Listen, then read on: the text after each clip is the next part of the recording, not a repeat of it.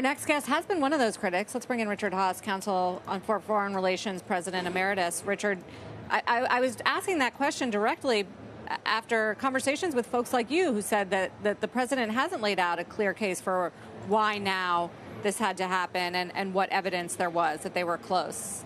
Were you satisfied with the answer? Not at all, and thank you for having this naysayer back on the show.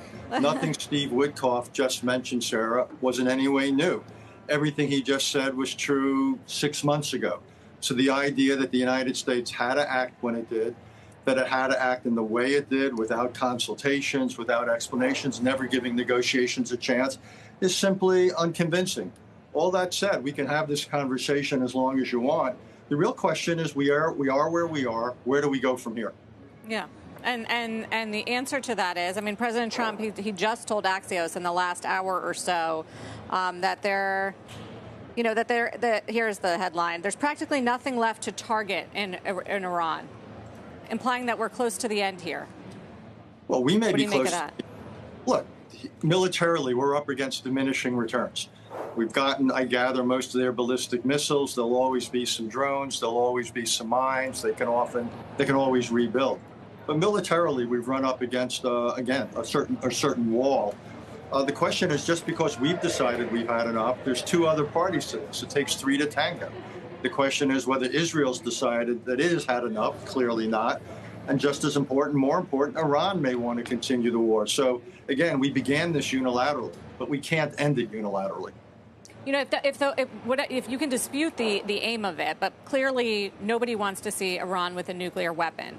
And if that was the goal here, I guess the question is, have they neutralized that with a new supreme leader in power, who is the son of the old supreme Ayatollah, with equally hardline views?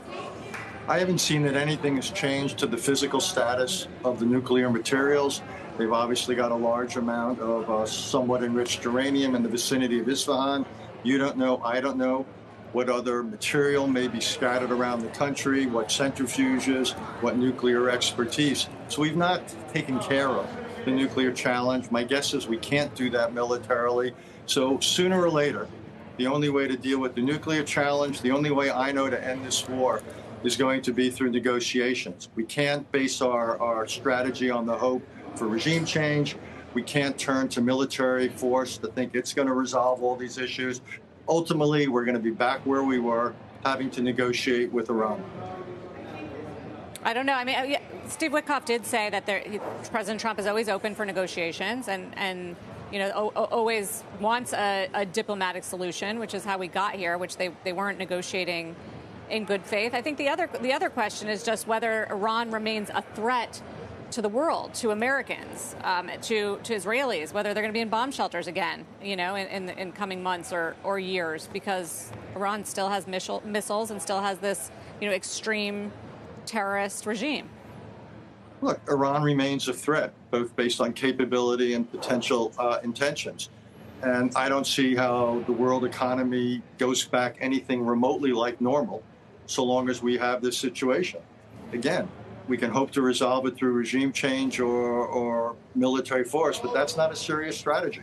The real question is, how do we affect Iranian behavior? How do we put a ceiling on Iranian capabilities? What are we prepared to offer them in return? What about potentially the easing of sanctions and so forth? We're going to have to get serious about this as a strategic challenge. And up to now, we haven't been.